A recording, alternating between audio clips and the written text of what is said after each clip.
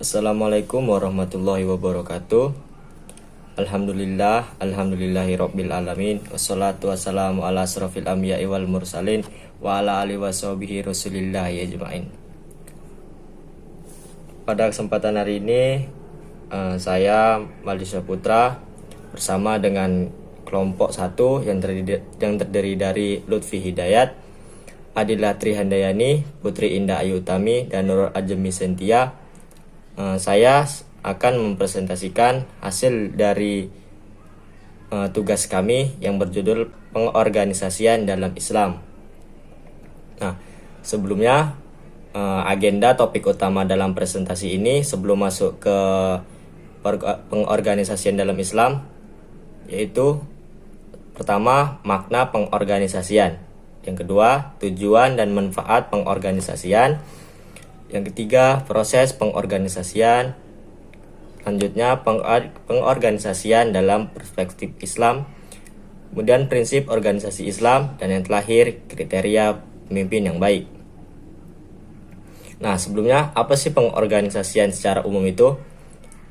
Makna pengorganisasian tidak lepas dari kata organisasi yang merupakan kata benda dari pengorganisasian itu sendiri, yang memiliki arti dalam bahasa Inggris organization, yaitu hal yang mengatur, dan kata kerjanya organizing berasal dari bahasa Latin organizer, yang mengatur atau menyusun. Nah, tujuan dan manfaat organisasi secara umum tadi, yaitu sebuah organisasi harus memiliki tujuan yang jelas.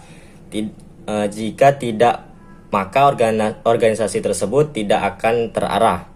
Maksudnya, manusia perlu berorganisasi dengan beberapa tujuan. Menurut Carta Sepuerta, tujuan organisasi diantaranya telah kami tuliskan, yaitu organisasi yang efektif akan menyebabkan masing-masing anggota suatu organisasi mengetahui kelompok-kelompok aktivitas apa yang dilaksanakan. Dan juga dengan organizing yang tepat akan didapat ketegasan, kejelasan dalam hubungan-hubungan kerja dalam suatu organisasi. Kemudian hubungan yang tepat dan diinginkan di antara aktivitas-aktivitas dan pelaksanaan akan tercapai. Organisasional ini jauh lebih besar manfaatnya daripada sekelompok usaha-usaha individual. Dan yang terakhir, organizing yang baik berarti juga pendelegasian wewenang dilakukan secara mantap sehingga mereka menerima limpahan wewenang yang dapat bertanggung jawab. Kemudian masuk ke proses pengorganisasian itu terdapat 5. Yang pertama, perincian pekerjaan. Yang kedua, pembagian kerja. Yang tiga, penyatuan pekerjaan. Yang keempat, koordinasi pekerjaan. Dan yang terakhir, monitoring dan reorganisasi. Nah, saya akan menjelaskan dari proses pengorganisasian tersebut. Yang tahap pertama tadi, yang harus dilakukan dalam merinci pekerjaan adalah menentukan tugas-tugas apa yang harus dilakukan untuk mencapai tujuan organisasi. Nah, tahap kedua, membagi seluruh beban kerja menjadi kegiatan-kegiatan yang dapat dilaksanakan oleh perseorangan atau per kelompok. Di sini perlu diperhatikan bahwa orang-orang yang akan diserahi tugas harus didasarkan pada kualifikasi, tidak dibebani terlalu berat dan juga tidak terlalu ringan. Dan tahap ketiga, menggabungkan pekerjaan para anggota dengan cara yang rasional dan efisien. Pengelompokan tugas yang saling berkaitan jika organisasi sudah membesar atau kompleks. Penyatuan kerja ini biasanya disebut departementalis. Tahap yang keempat, menempatkan mekanisme kerja untuk mengkoordinasi pekerjaan dalam suatu kesatuan yang harmonis. Pada setiap orang dan setiap bagian melaksanakan pekerjaan atau aktivitas, kemungkinan timbul konflik di antara anggota tersebut. Dan yang terakhir, tahap kelima, melakukan monitoring dan mengambil langkah-langkah penyesuaian untuk mempertahankan dan meningkatkan efektivitas. Nah, itu tadi sedikit penjelasan dari pengorganisasian secara umum. Kemudian masuk ke pengorganisasian dalam perspektif Islam. Dalam Islam, organisasi merupakan suatu kebutuhan. Organisasi berarti kerja bersama. Pada intinya, organisasi merupakan interaksi-interaksi orang dalam sebuah wadah untuk melakukan sebuah tujuan yang sama.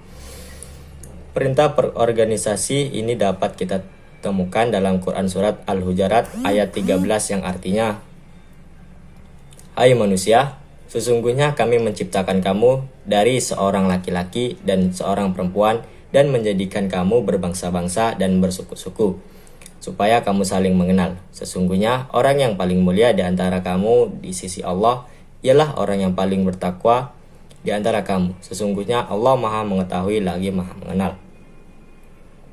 Kemudian masuk prinsip organisasi dalam Islam, itu terdapat dan terbagi menjadi beberapa bagian. Yang pertama, efektif, kemudian efisien, kebersamaan, positive thinking, tidak boros, musyawarah, etos kerja yang tinggi, disiplin, dan akhlak sebagai kunci ibadah. Kemudian kriteria pemimpin yang baik, itu terdapat beberapa bagian juga. Sini telah kami tuliskan, yaitu memiliki loyalitas yang tinggi, loyal pada syariat, loyal pada organisasi, loyal pada pemimpin, memiliki sifat istiqomah, menghidupkan musyawarah, memiliki sifat fathah, akal yang cerdas, memiliki sikap amanah yang tinggi, dapat dipercaya, memiliki sikap iltizam yang tinggi atau komitmen, memiliki sifat asyidik atau jujur, memiliki sikap rela berkorban yang tinggi, memiliki sifat dan kesabaran. Mungkin itu yang materi dari kelompok kami. Kemudian jika ada dari teman-teman yang lain ada yang ingin tanyakan, silakan langsung bertanya kepada kelompok 1 dari kelompok kami. Cukup sekian yang saya sampaikan, kurang lebihnya saya mohon maaf. Wabillahi taufiq wal hidayah. Assalamualaikum warahmatullahi wabarakatuh.